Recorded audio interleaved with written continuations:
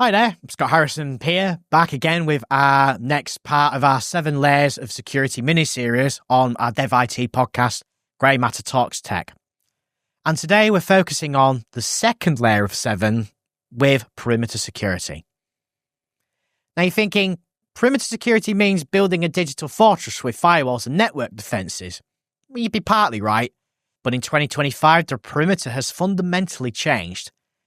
With Microsoft 365 now being used for productivity at around 84% of organizations, your perimeter isn't just your office network anymore. It's everything. Your users are working from home, offices, coffee shops, airports, even hotel rooms, and everywhere your data lives, in the cloud, on mobile devices, in collaborative workspaces. Whether you're an IT professional or a business leader, or just someone trying to understand how are your organization secure, this episode is definitely going to be for you. So what is perimeter security? We'll start with some fundamentals. Traditionally, perimeter security was all about the network edge. Think of a medieval castle. You had walls, a moat, maybe a drawbridge. Everything inside the walls was trusted. Everything outside was a threat. In IT terms, this meant firewalls, VPNs, and network access controls that created a hard boundary between your internal network and the outside world. But there is a problem. That model doesn't work anymore. The traditional perimeter has dissolved. And why do we need it? Well, because of cloud computing. Mobile workforces bring your own device policies, and software as a service applications becoming more commonplace. Your employees are no longer sitting at desks inside the corporate network anymore. They're working from home, traveling, collaborating with external partners. Your data isn't sitting on your servers in your data center. It's on Microsoft 365, in SharePoint, OneDrive, and Teams chats, and in shared documents being accessed from every corner of the world. So perimeter security has definitely evolved. Today, it's about creating security boundaries around identities, data and applications rather than just your network. We call this a zero trust model, and Microsoft has built this philosophy deeply into M365. We'll try and break down the key components of a modern perimeter security in the M365 context. Firstly, identity is new perimeter.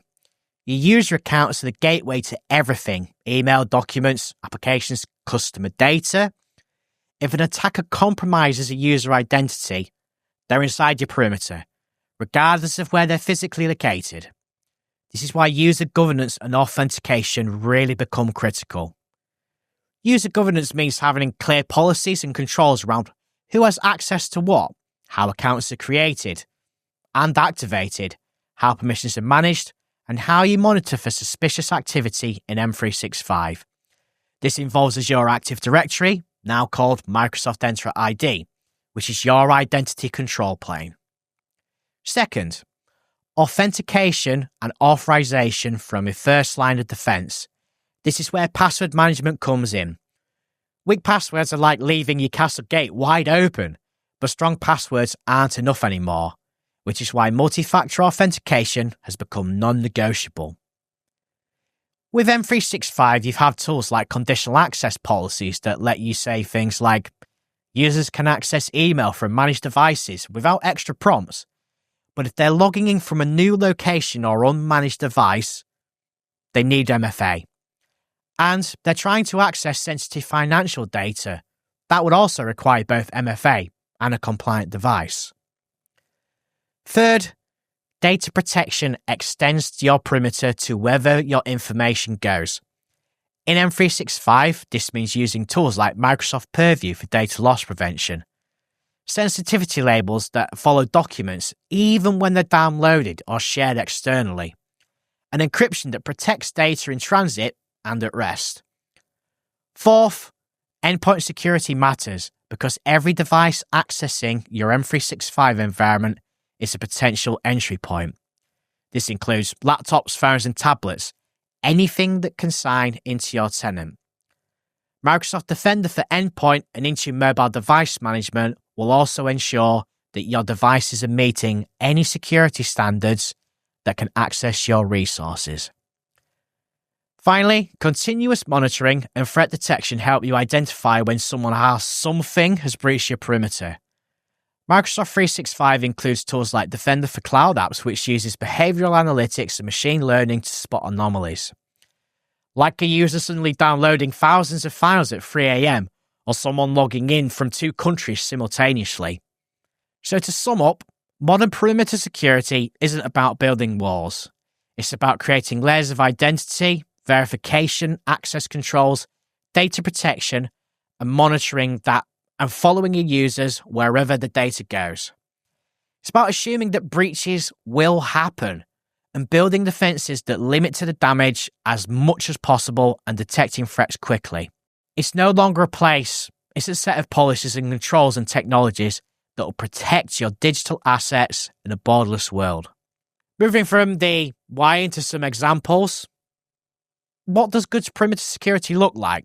Well, in M365, I'm going to walk you through some really concrete examples across user governance and password management.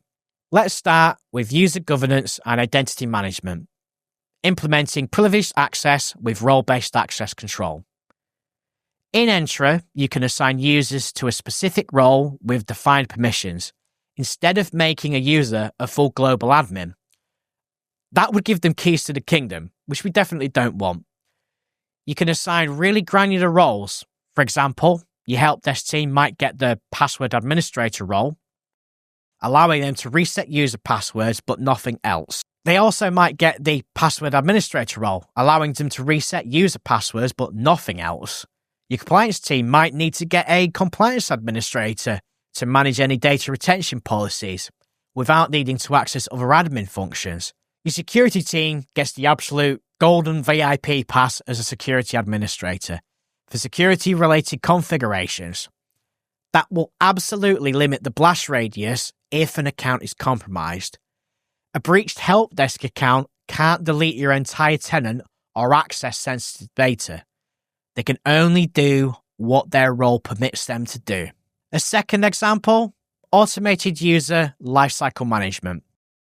Connect your HR system where possible to Entra ID so that when someone new joins your organization, their account is automatically created with the appropriate licenses and the appropriate permissions and group memberships based on their department and what their role is.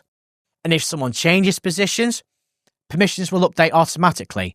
And critically, when that person leaves, their account is disabled immediately while the licenses are reclaimed, and the automation will eliminate any ghost account problems and ensure that access is always aligned with current employment status. No more discovering 6 months later that a former employee still has access to his company email. Third example of good practice, privileged identity management or PIM. For highly sensitive roles, use PIM to require just-in-time access instead of users having permanent administrative rights. They request elevation when it's needed, and they provide a business justification and get time-limited access, maybe for 2 hours. After that window, the permissions will expire automatically, no longer causing worry. It'll reduce the window of opportunity that an admin account is compromised, and it creates a clear audit trail of who accessed the admin functions and why they did that. Transitioning next to password management and authentication, we have a further 3 examples. Number 1, enforcing multi-factor authentication everywhere. In Entra ID, configure conditional access policies that need MFA for all users all of the time, or at a minimum for any access to sensitive resources for any sign-in from outside your corporate network. Here's a real-world policy. When users sign into an M365 app from anywhere, we will allow manage, trust, and allow access. And then when users sign in from an unknown device or location, we require MFA. When users try to access any financial systems, we need MFA and the compliant device. When sign-in risk is detected as high, like impossible travel or unfamiliar sign-in properties, we block the access and they require a password reset. Or even further, needing to speak to an IT admin before we give them any kind of access or reset capabilities. That creates an adaptive security that's invisible when risk is low, but adds friction when something seems suspicious. Example 2 of good practice, implementing passwordless authentication. Move beyond the password and entirely using Windows Hello for Business, using things like security keys or the Microsoft Authenticator app for passwordless sign-in. That will work where instead of sending a password or typing a password, users approve sign-in requests with biometric authentication of their phone or use a security key.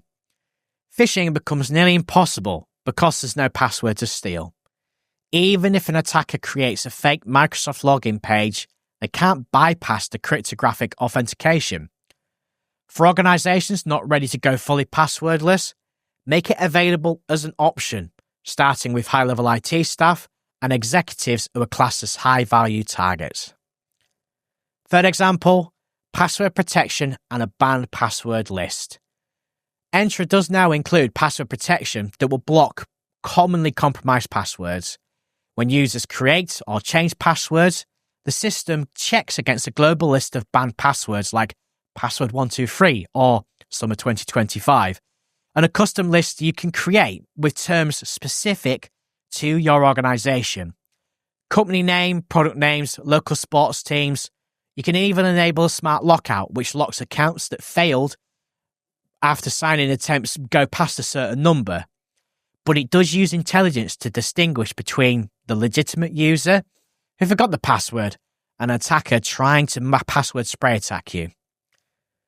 Example 4, self-service password reset with proper verification.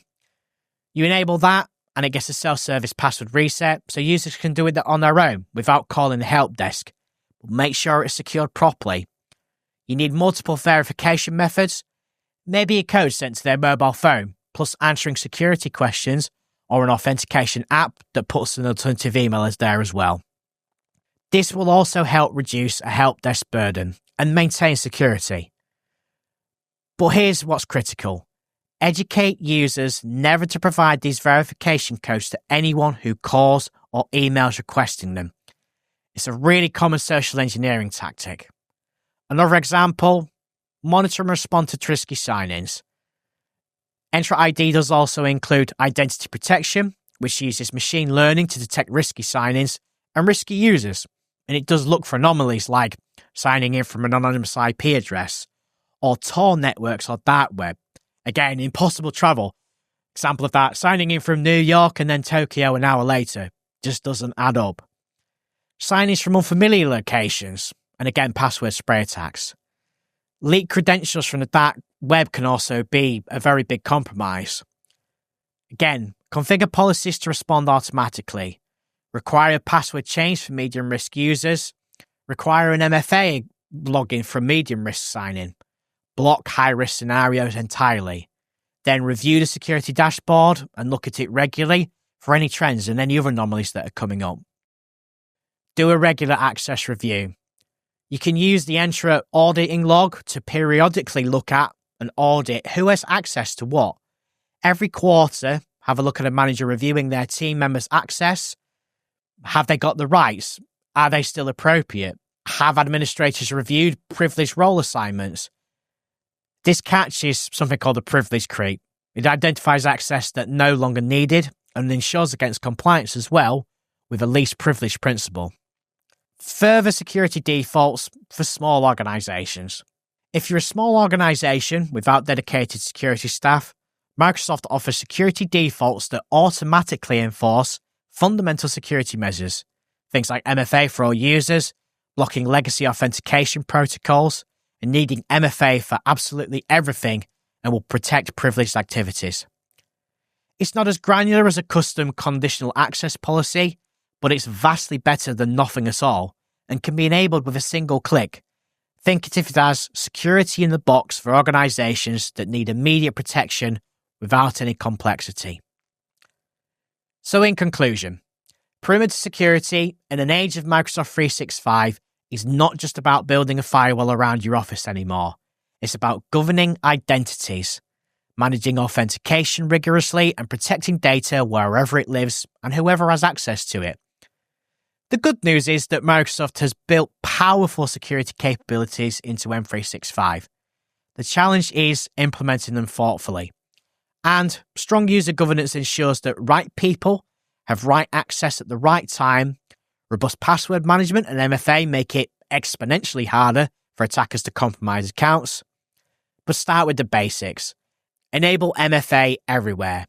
Implement least privileged access. Automate user lifecycle management and monitor for risky activity. Then mature your program over time with conditional access policies, password authentication, and advanced threat protection. Your perimeter is your people, your identities, your data. Protect them well. That's all for now, and a fair bit to think about. Thanks for tuning in, and if you have any questions about perimeter security options, please contact info@greymatter.com.